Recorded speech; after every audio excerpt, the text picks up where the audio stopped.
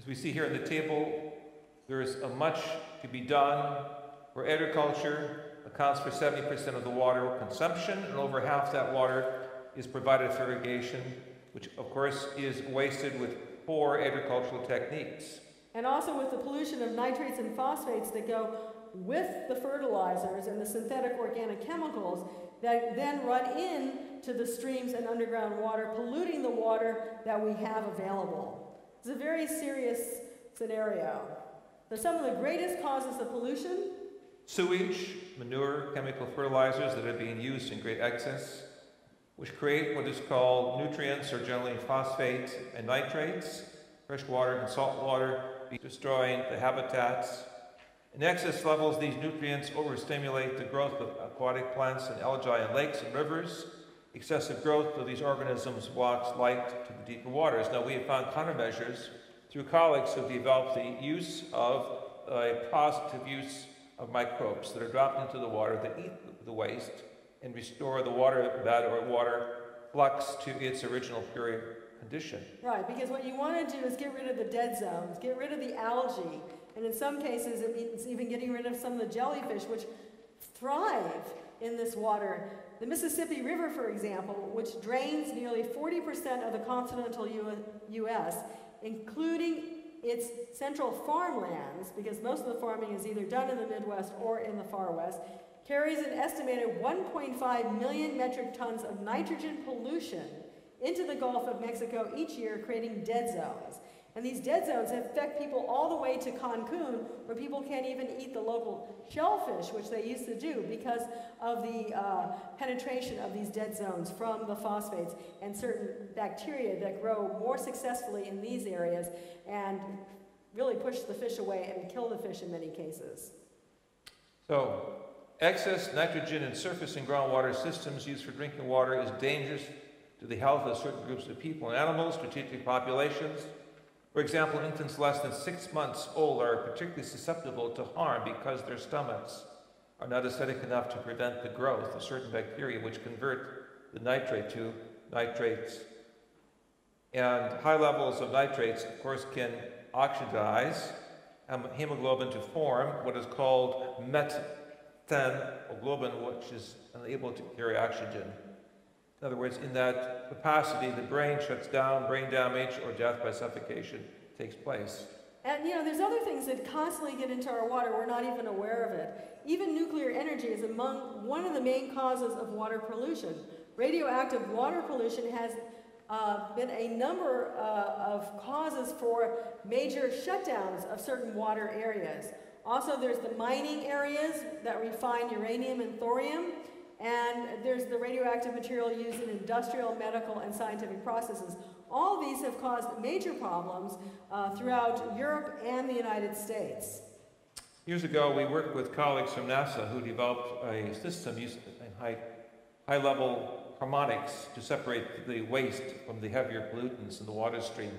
Unfortunately, the big industry was not interested enough at that time, even though the system was very, very elaborate. It could be brought into any slaughterhouse or industrial site on the back of a flatbed truck. In a matter of 35 minutes, you could take water contaminated by human blood or animal waste and make it pure enough for human consumption. So we have many possibilities, and personal care products are at the top of what every individual can do. And actually, we compliment those people who really read the labels, look for bioorganic formulas, because otherwise many of these things just go right back into the system and pollute our waters. So we should look at what we're buying in terms of laundry detergents, bleach, fabric softeners, window cleaners, dusting sprays, even stain removers, hair dye, shampoo, conditioners. Colognes and perfumes are also another, because they're not as pure as they used to be. It's not just the normal oils. There's actually a lot of chemicals in a lot of these things. Toothpaste, mouthwash, antibacterial soaps, and even hand lotion. So all these things, you should read the labels, you should be conscious of what happens to them after you use them and where they go, because the whole scenario always comes back to the drinking water that we're drinking. So we eventually excrete the drugs we take in by sending them into the waterways. We need medications Yes, but we need the proper medications and countermeasures.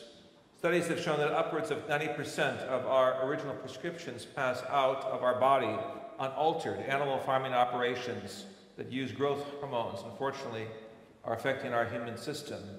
Antibiotics also send large quantities of chemicals into our waters, and we see the mutations of frogs, for example, in Minnesota, in the state of Washington, even as far south as Venezuela. We have noticed, as we see here in the picture, frogs with 3 legs and multiple eyes that appear in various parts of the body. Right, so ingredients, especially from birth control pills, are thought to be causing gender-bending hormonal effects in frogs and fish. And the chemical nonylphenol, a remnant of detergent, laundry detergent, is known to disrupt fish reproduction and growth. There's a lot of chemicals in there that really, once they get into the system, once they get into the water, affect a lot more than what we see from our houses.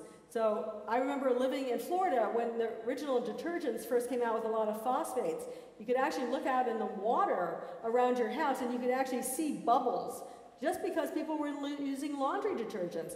Fortunately, there was enough outcry from people that those phosphates were taken out. But there's a lot of things we don't see that only the scientists are seeing in the results that are coming about. Scientists are finding, as it were, fragrance molecules within the tissues of fish. And we've seen, as far south where we've worked in the interior of the Amazon, the mutations taking place. And so we are recognizing the problem of mercury being discharged into the waters, into the lakes, into the freshwater streams from the big industrial plants that do not have any charter of control. This is, again, the importance of H2O to bring about a worldwide resolution to take proper networking measures throughout the world, to bring knowledge quickly from one part of the world to other parts that can be implemented. Right, and I think eventually, the government came out and said that even pregnant women should not eat that much tuna fish. Why? The bigger fish, like swordfish and tuna, eventually consume so much mercury that it really can't affect our health. And of course, if we only eat once a week, it's not a big thing. But if you're developing a child over a 9-month period, it really can affect the child. And it also affects the brain of the child. This is very, very dangerous. So mercury in the water is still a very pressing problem. But in summary, I think the most important thing that everyone should realize that simply, you dump it, you drink it. In other words, one must have global awareness, but also local application. In the old adage, not in my backyard, no longer applies. We're seeing Mother Earth going through fantastic changes. The United Nations, again, has stated that with the proper understanding, we can protect the remaining resources of Mother Earth.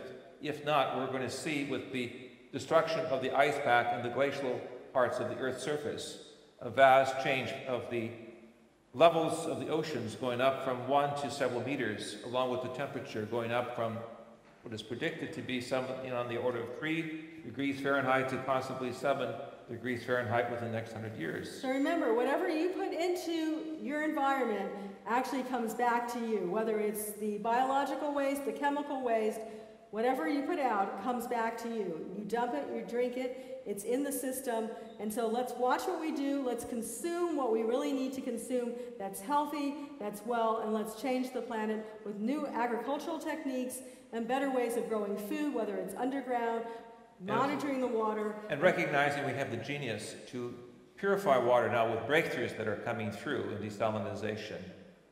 We thank you and we wish you well on this day of H2O, recognizing that we are all children of the rainbow, the sign given to Noah, that we can survive even if we have to learn to breathe underwater.